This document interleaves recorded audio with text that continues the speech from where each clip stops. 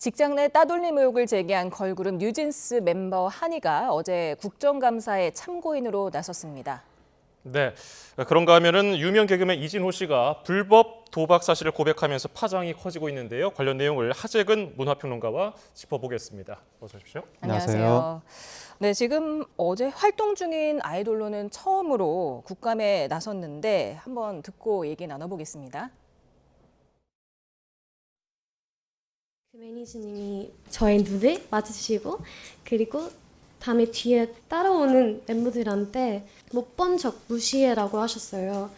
근데 저는 그냥 이 일을 왜 당해야 하는지 이해가 안 가고 그리고 애초에 왜 그런 분이 일하는 환경에서 그런 말을 왜 하셨는지 이해가 안 가는데 근데 이 문제는 한두 번 아니었습니다.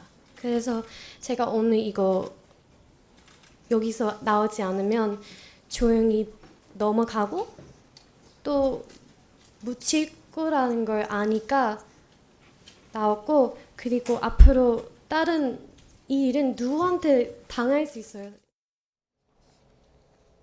네, 뉴진스 한이 어제 눈물을 흘리면서 이렇게 말을 했었고 네. 또 어두워 김주영 대표와 진실 공방을 벌이기도 했는데요. 네. 쟁점은 무엇일까요? 그러니까 한희 씨가 이제 과거에 다른 레이블의 다른 그룹 매니저로부터 면전에 그러니까 내가 들을 수 있는 곳에서 무시해라는 말을 들었다는 거예요. 예. 그러니까 나를 일단 따돌렸다라고 하는 것이고 여기에 대해서 현재 이 어도 대표한테 시정을 요청했더니 너무 시간이 많이 지나서 뭐 증거도 없고 뭐 그래서 어떻게 할 수가 없다 이런 식으로 미온적으로 대답을 하더라. 이거 문제가 있다라고 하는 거고 또 다른 포인트는 뭐냐면 회사 내에 어떤 높은 분은 우리가 인사를 해도 인사를 받아주지 않는다.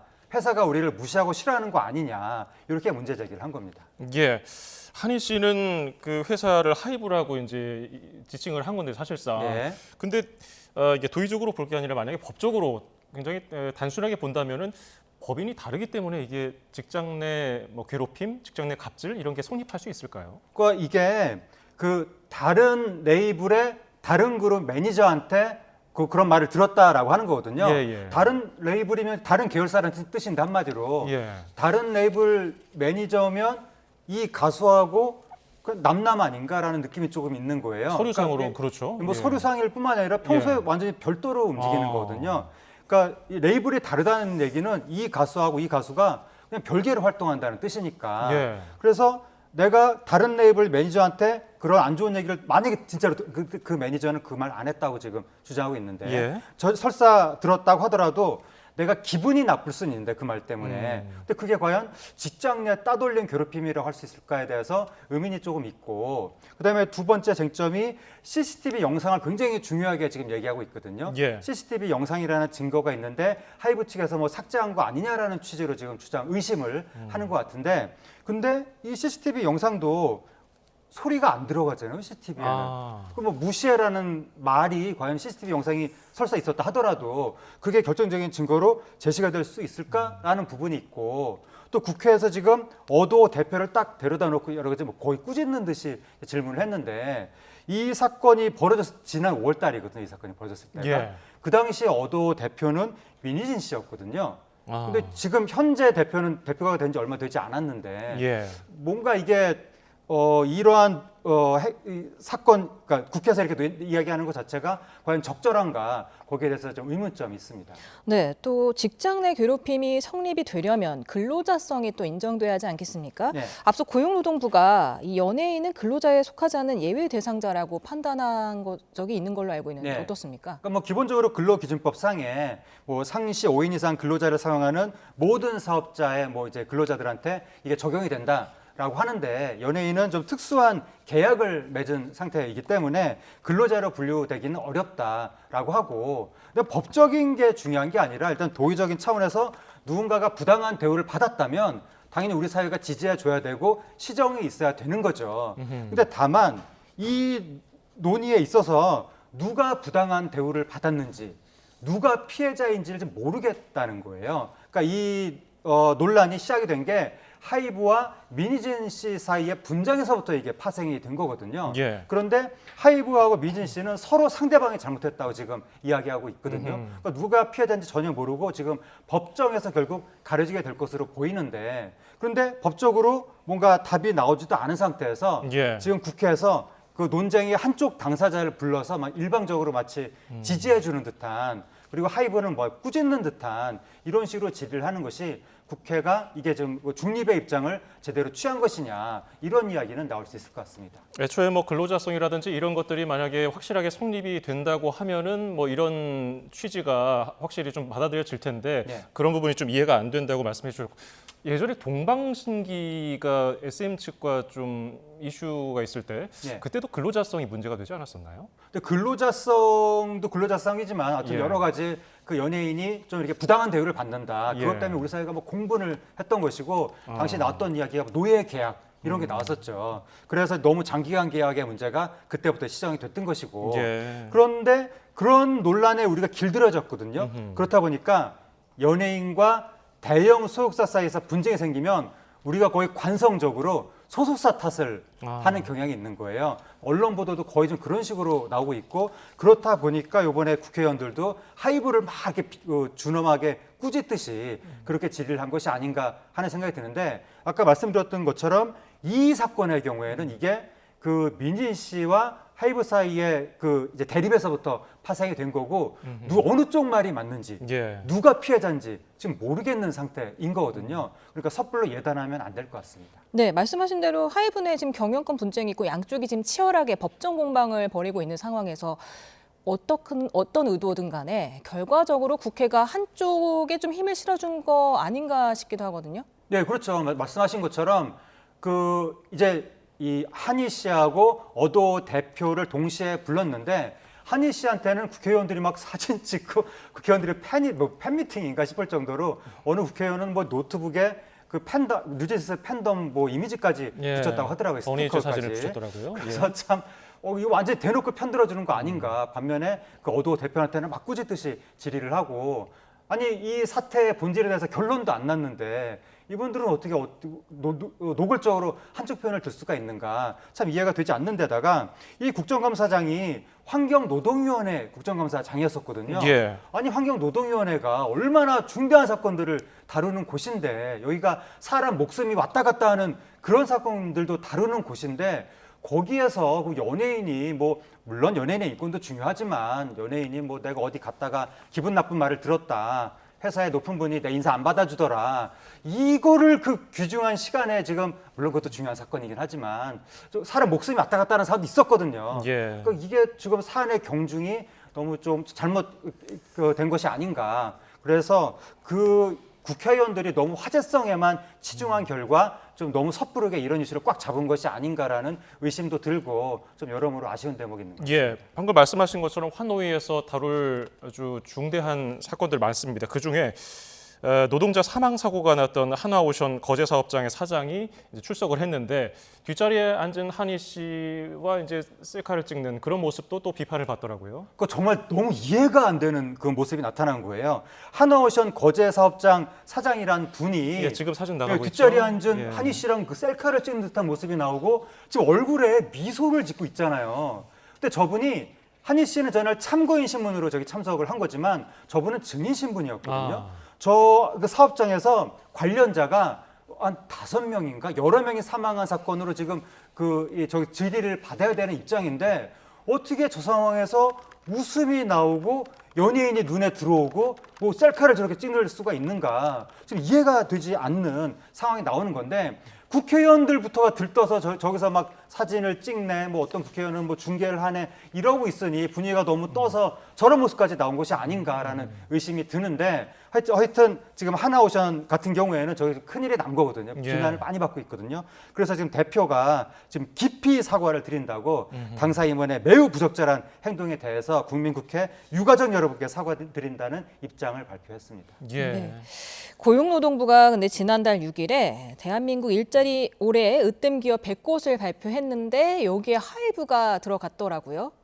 예, 그렇습니다. 그렇다 보니까 지금 하이브와 관련된 여러 가지 잡음이 이렇게 많이 나오고 지금 연예인이 막 우리는 부당한 대우를 받았습니다 이러고 있는데 그게 뭐 으뜸 기업, 일자리 으뜸 기업 이렇게 포함시킨 게 잘못된 거 아니냐 그런 말도 나오고 있는데 지금 하여튼 제가 계속 말씀드리지만 이 모든 논란은 하이브 미진 논란에서부터 시작이 된 것이고 그러니까 물론 하이브의 기업 문화가 잘못된 부분이 있다면 당연히 시정을 해야 되는데 예. 근데 지금 그게 민희진 전 대표와의 논란의 과정에서 자꾸 이런 게 고구마 넝쿨 줄기처럼 계속 이어지고 있어서 결과적으로 이게 민희진 대표를 두둔하는 효과가 계속 나타나고 있거든요. 예. 근데 지금 누가 잘못했는지 모르는 상황인데 그러니까 우리 사회가 조금 자꾸 속단하려고 하지 말고 이 사건을 신중하게 접근해야 될 것 같고 민희진 대표와 하이브 사이에 결국 그 잘잘못은 법정에서 가려지게 될 것 같거든요. 예. 아직 결론이 안 나왔습니다. 그래서 법정에서의 결론을 좀 차분하게 지켜보고 나중에 판단을 해야 될 것 같고 그것과 별개로 하이브 내부에 잘못된 문화가 있다면 그거는 고쳐야 되겠죠. 예. 지금 증권가에서는요 하이브 실적 추정치에서 뉴진스 활동이 이제 제외될 가능성이 크다는 전망도 나왔거든요. 예.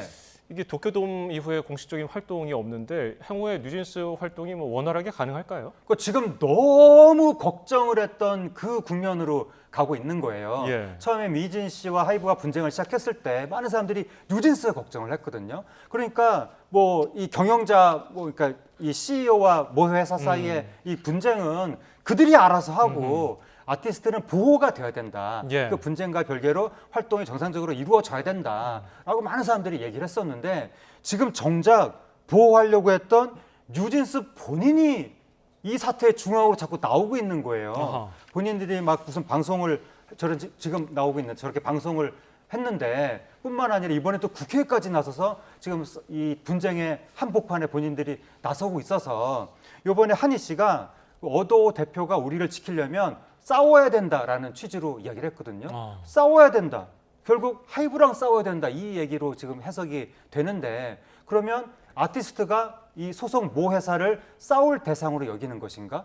그러면 그런 구조 속에서 어떻게 제대로 된 활동이 가능하겠는가? 매우 지금 걱정이 되고 그러니까 하여튼 계속 말씀드리지만 미진 대표 하이브 사이의 분쟁은 그거는 우리가 법정에서 어떻게 결론이 날지 지켜봐야 되고 그것과 예. 별개로 뉴진스는 좀 정상적인 활동을 이어나가게 되기를 바라고 있습니다. 네, 뭐 아무래도 양측 공방이 길어지면 길어질수록 양측 다 손해 아니겠습니까? 네. 얼른 빨리 마무리가 됐으면 좋겠고요. 그렇습니다. 다음 주제로 넘어가 보겠습니다. 인터넷 불법 도박 사실을 고백한 개그맨 이진호 씨 관련해서 논란이 연일 뜨거운데 경찰이 내사에 착수했다고요? 네, 경찰이 이제 내사에 착수했는데 이게 이제 이진호 씨가 본인이 불법 도박했다고 인정을 한 상황이거든요. 예. 그렇기 때문에 지금 내사지만 아마 조만간 정식 수사로 전환되지 않을까라고 예측이 되는데 그리고 이제 불법 도박 여부에 대해서 일단 수사를 하게 되겠죠. 예. 그리고 또 다른 의혹이 제기가 되는 것이 그 이진호 씨가 돈을 많이 빌렸는데 이게 혹시 뭐 사기죄로 걸릴 수 있는 여지가 있는 거 아니냐라는 의혹도 제기가 되고 있어서 불법 도박 여부와 뭐 사기 의혹에 대해서 아마 경찰이 조사하게 될 것으로 보입니다. 예, 여러 가지 수사가 이루어져 봐야 알 것 같은데 지금 여러 가지 의혹 중에서 이게 아무리 유명인이라 하더라도 거액을 무담보로 빌리기가 어려우니까 이 예. 불법 업체와 연루되어 있는 거 아니냐 이런 의혹에 대해서는 어떻게 지금 보고 계십니까? 그러니까 이진호 씨가 13억 원 정도를 뭐 사채업체로부터 빌렸다라고 이야기가 되고 있는데 우리가 보통 도박을 해서 가산을 탕진해서 빚더미에 올라앉았다 이런 식으로 얘기를 많이 하잖아요. 예, 예. 근데 이진호 씨의 경우에는 가산을 먼저 탕진하고 그 다음에 도박을 시작했거든요. 아하. 그러니까 투자로 인해서 이제 재산을 다 날렸고 그 다음에 도박을 시작했는데 그러면 돈이 없는 상태에서 돈을 빌릴 때 보통은 우리가 담보를 잡잖아요. 예. 근데 재산이 없으면 담보 잡힐 게 없잖아요. 그 상황에서 어떻게 그럼 13억을 빌렸을까?